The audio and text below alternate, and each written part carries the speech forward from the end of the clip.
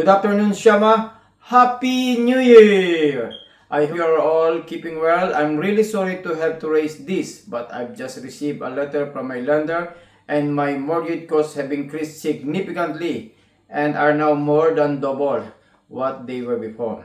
Because of this, I unfortunately need to increase the rent by 150 per month from March. So ayun guys, Happy New Year, pero ayaw ko kung mag-happy New Year ka pagka ganito kagad ang na-receive mo about yung monthly rent ng iyong accommodation. So, nung mag-land kami sa Heathrow, this January 8, siyempre, nag-switch on kagad si Shama ng kanyang mobile to check yung mga messages from India. And yun nga, ito agad ang bumugad sa kanya. Ang una agad niyang nabasa ay itong message from our landlord na yun na nga, ini-inform niya kami na possibly na mag-i-increase ng 150 per month.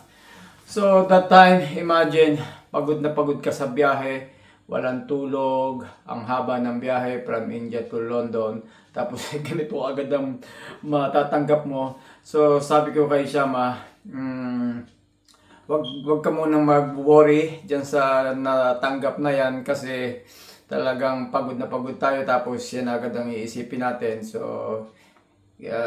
keep going lamang and let's see pag-uwi natin sa bahay. So pero sa isip-isip ko, ayaw ko lang magpahalata kay Shama, pero nandun yung worry ko na baka may ibang plano yung landlord namin na siguro may nakita na siyang ibang tenant and plano na kaming paalisin dito, hindi lang niya talaga masabi ng diretsuhan. So anyway, pagdating namin dito, then the next day, tinawagan ni Shama yung kanyang landlady, aming landlord. So to discuss yun ngang message niya. Pero before that, yung siya tumawag, meron namang kasunod yung message na yon. Sabi niya, I completely understand. This isn't ideal and I genuinely apologize for the increase. I really value as a tenant and wanted to speak with you first. Give you plenty of notice and hopefully agree something together that works for both of us. Please do let me know your thoughts. So, ayun na nga. Sabi ko kay Shama, okay, are you ready? Let's phone her. And para ma-confirm natin kung ano ba talaga ang gusto ng amo namin. Ayun na nga, as expected. Gusto niya nga 150 per month dahil nga daw yung sa lender and then sa mortgage nag-increase. So sabi namin, give us time. We will discuss and we will call you back. So I think after the following days, tumawag na agad kami kasi sabi ko kay Sama, ano magagawa natin? Kasi 2 years na rin kami dito, last year September, pero hindi siya nag-increase kahit na magkano. But last year September, nung magpa 2 years na kami, sabi ni Shama, inform ko yung ating landlord kung about sa renewal and kung may mag-i-increase ba siya ng monthly rent. Okay naman, wala naman, sabi niya okay lang, hindi siya mag-i-increase, okay naman, happy naman daw siya. Pero yun nga, nagulat kami, September, October, November, December, January, after 4 months, ito, bigla siyang nag-message sa amin na mag-i-increase na. So, very worried kami kasi 150 is huge amount of money. So first, nag-demand kami na 50 lang ang kaya naming Pero sa totoo lang, sabi ko kay Sama, pwede tayong tumanggi dyan Kasi sabi natin, kare-renew lang natin September. And bakit mag-i-increase agad siya? So, sabi ni Shama, anyway, 2 years namang hindi siya nagtaas. So, pagbigyan na natin. So, me and Shama discussed na, sige, sabihin natin 50. 50 yung ating kayang i-increase monthly, and let's see kung ano yung magiging sagot niya. Ayun guys, and the following day, nag-reply naman siya, "Good morning, Shama. Thank you for your message. I appreciate your honesty. Unfortunately, an increase of 50 would not cover the significant rise in mortgage costs, which have more than double. I am happy to discuss a reasonable compromise if possible." Oh. And then, sabi niya, "Hi Shama, I have checked with other lenders that my own, and unfortunately, I won't be able to get a better deal. May I suggest we go ahead with the increase of 70 per month, bringing the rent to 1,560 per month starting on the 1st of March. By the way guys, ang renta nga namin dito ay 1,490 pounds a month. So, yun nga, hindi siya pumayag sa 50, pero ang gusto niya mangyari ay 70. Yun ang offer niya sa amin. So, ang mangyayari, ang magiging rent namin ay 1,560. So, sabi ko siya, 20 pounds a month is a huge different. Pang grocery na rin natin yun. Malaking bagay na rin kasi 20 pounds a month. And also, sabi ko kay Shama, kung 50, i-times mo sa 12 yan, magkano ba yun? And yun kasi ang aming reason sa kanya. 50 times 12, kasi madali lang sabihin ang 50 a month, parang maliit. Pero pag multiply mo into 12 is 600 a year ang increase. So sabi ko, reasonable na yun, 600 pounds a year. Pero yun nga, ayaw pumayag, ang gusto 70. So kung 70 times 12 is 840. Imagine niyo yung guys, 840 ang madadagdag sa aming rent. So sabi ko, grabe, ang taas niyan Shama. Eh sa 1,490 guys, medyo nag-struggle na kami. Kasi talaga ang cost of living dito sa UK sobrang taas. Tapos ito kasi excluded ang all bills. Kami lahat ang sumasalo ng bills dito. Ito mga guys, ha? Mayroon ditong council tax, electricity, gas, water, internet, tapos TV license. May TV license din dito. Tapos, yun nga sa internet. At tapos, siyempre, ano pa bang gastos yun? Ang pinakamahigpit doon yung council tax. Almost 200 a month din yung binabayaran namin. Kaya medyo malaki talaga. Eh siyempre yung tatlo kami yung sa grocery pa.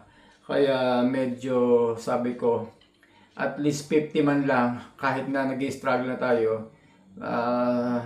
Gagawa na natin ng paraan, pero ang gusto 70. And ano ba so ayun, kasi si Shama yung nakikipag-usap. Kasi ayaw ko makipag-usap eh. Baka medyo minsan kasi medyo mainit-init kasi yung ulo ko eh. Baka pagka hindi kami nagkagusto sa negotiation eh, medyo uminit ang ulo. Kaya sabi ko, ikaw na lang makipag-usap. I-guide na lang kita. So, sabi niya, sabi ko siya, i-deal mo ng 60 kasi sabi niya 70, i-deal mo ng 60, at least yung 10 pounds eh malaking tulong na rin sa atin yan. So ayun naman, pumayag siya sa 60 pounds. So ang magiging monthly rent na namin dito ay 1,550. Ganon. Kasi sa totoo lang, tumitingin din kami ng ibang available dito sa area dito. Medyo may mas mababa. Ang problema,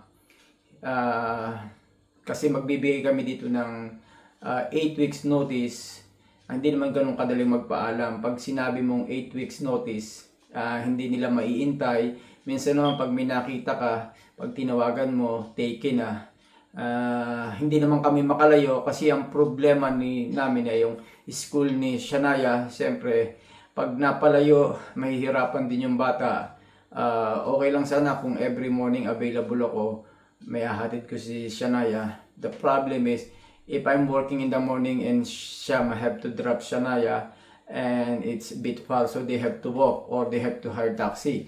Yun ang isang naming main issue. So kaya sabi ko, kung magtaas ng 60, hayaan mo na kasi wala namang, at least hindi na mag-a-adjust yung bata. And also, yung maglipat ng bahay ay talagang napakalaking trabaho dito sa UK kasi mag-isa lang naman, I mean, 3 lang kami dito. Tapos, mostly akong gagawa ng trabaho kasi busy si Shama pag day off lang. Kaya sabi ko, mahirap talaga maglipat. So, anyway, nag-deal kami sa 60. Kaya lang, medyo, kasi ang expected namin, month of March mag-i-start. Pero nung nag-deal sa 60, sabi niya, mag-start na raw the following month, which is February. So sabi ko, doon ako medyo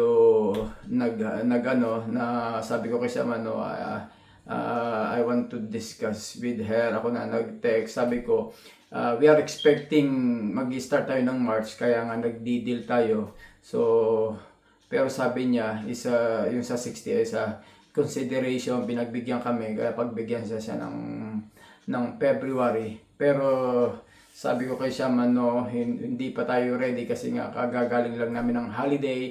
And yun ang binigay namin reason, kagagaling namin ng holiday, medyo struggle pa kami financially. Pumayag naman siya ng March na mag-i-start, so which is good. Naunawaan niya yung sitwasyon namin. And thank you for that. So 1,550 guys, 100,550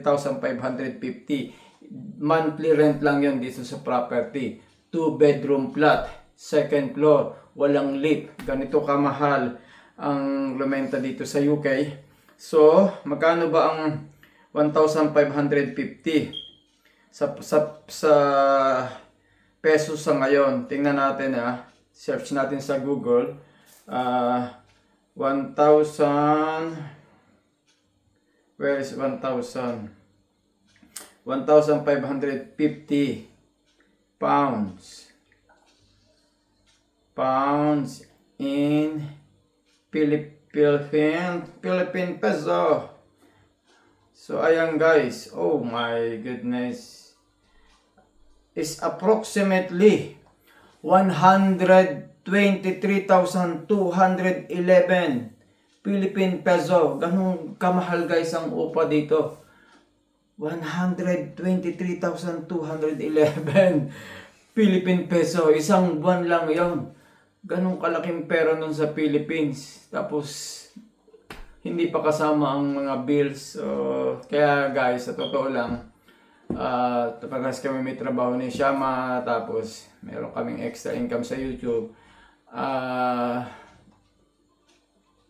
Nagsusurvive lang talaga kami kasi mostly siguro 70% o 80% ng salary namin dito napupunta lang sa renta at saka sa bills, kaya talagang walang naiipon. So normally yung iba pagka ganito 2-bedroom flat, nakakahanap sila nung nagre-rent sa single room.